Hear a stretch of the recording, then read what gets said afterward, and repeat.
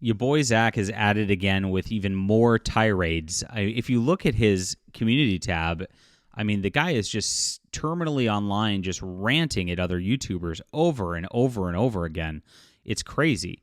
So now he's actually gone further over the last day since we recorded our first video. He's attacked Eric July twice, really hard, and actually attacked both the model of Ethan Van Sciver and Eric July to sell their books, which, have been doing a lot better than his lately, in order to, I guess, make himself feel better. It's the weirdest cope I've ever seen.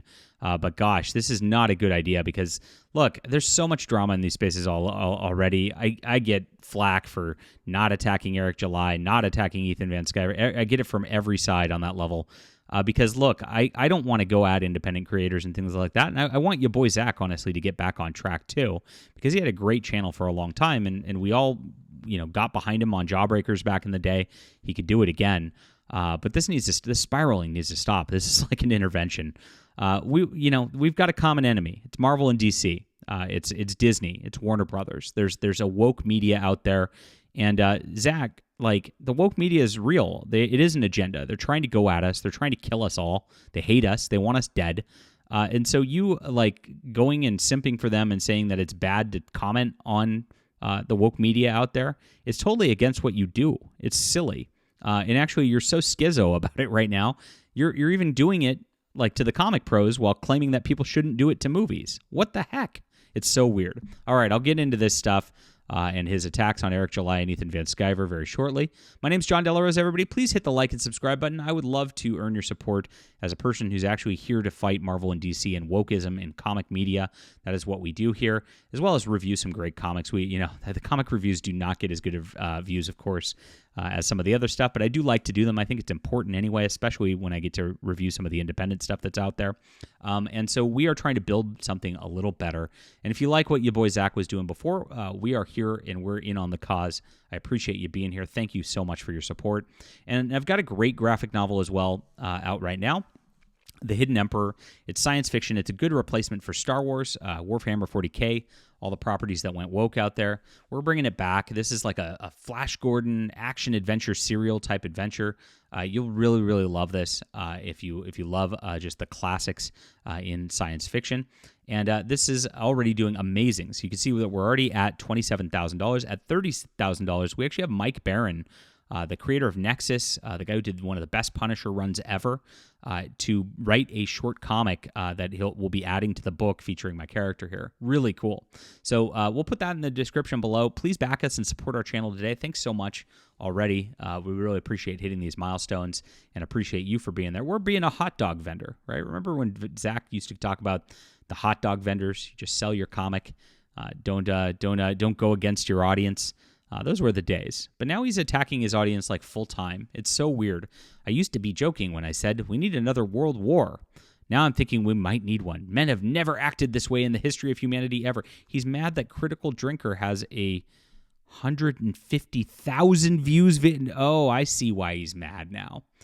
Zack's mad that, like, he is falling off. People have worn out of his little shtick here. And he's been going against his audiences. His videos aren't getting views as much anymore. People are getting more views and not supposed to get that. And it's a jealousy thing. It's pretty clear at this point. So when you say it's a movie for 6-year-old girls, not middle-aged men, I mean, these comic books are kids' stories too, Zack. So you invalidate your entire deal. You've been going at comic books since 2016, 2017, which, again, is like a kid's medium. That's the whole point of it. And so you're criticizing yourself. And it's really weird because, like, once he goes off on this, he then attacks Mags, I guess, is this Mags Visaggio? Mags Visales? I guess that's who it is. The transgender comic creator who he's gone at forever and ever and ever. And he's saying these YouTubers should not go at these Disney properties forever and ever and ever, that they should stop. They should just not watch it. They should be better. And that they're manlets, they're incels. He's using all the same insults that the SJWs used on him for years. It's really, really ironic. And then he goes and attacks this, like, broke homeless lady who, sorry. I didn't mean to. Forgive me, guys. It's a man.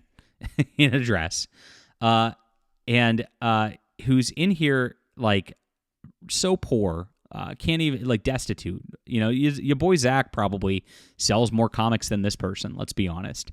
Like, what's the point? Why would you do that? Like, it's punching down. At least Kindle and Critical Drinker are punching up, going at Disney, right? So I mean, he keeps going every point and laugh.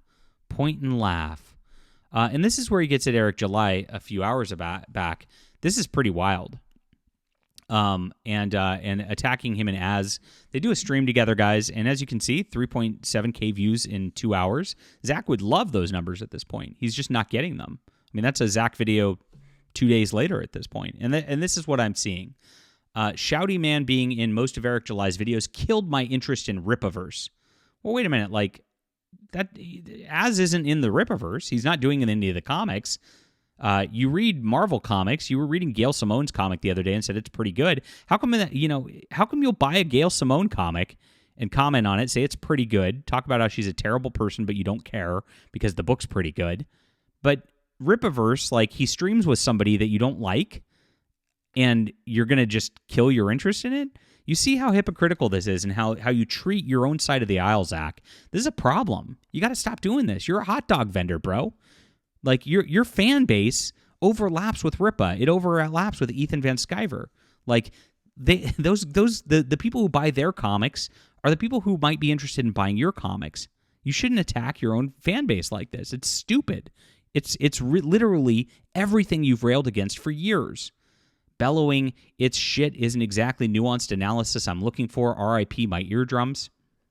I mean, bro, you went in a car and put up a comic against the car steering wheel, tore it apart, and made fun of it. That wasn't nuanced either. It was just fun entertainment. Let people be entertained. Jeez, it has nothing to do with the comics, it has nothing to do with anything like that. But then you kind of get into the psychology of it, and you're like, well, wait a minute, Rippa just, like, put out a Rippa zine that made $100,000. Like, it's not, it's got like 8 pages of comic in it and a bunch of previews of comics that are already out, and he made $100K doing it. Well, Zach's last comic made like 15K. It's doing, I'm beating his comic by double and I haven't finished my campaign yet. That's crazy. With him having 100,000 subs, there's no way that should happen. And it becomes blatantly obvious that he's just bitter and angry that, like, his stuff's going down the tubes and it's all his own doing, and he doesn't want to. It's like a kid who's, like, you have to, like, trying to drag to their piano lesson or something like that, that's crying and screaming and doesn't want to. They'll get good if they just practice and do the thing, but they don't want to. They just want to continue whatever they're doing. And again, even though they're going to be forced to go anyway, they're going to scream about it. And that's exactly what Zach's kind of doing here. It's really sad. But this wasn't the only attack he made on this. Here we are. He's attacking Heather Antos, like, in the middle of doing all of this stuff. Like, why is that okay? But he goes off on live streams on another comment. Gosh, I mean, he's doing it so much, and I didn't pull it up ahead of time. But if I can't find the comment, he went off on Ethan Van Sciver and Rippa's sort of business model a long time ago, saying that he didn't want to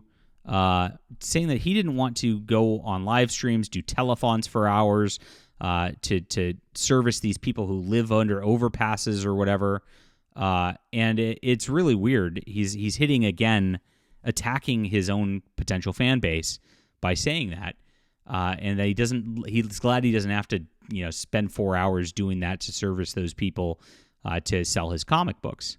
Well, gosh, Zach, maybe you should. Maybe you should stop with this kind of thing and stop attacking your own side, because, look, woke comics exist.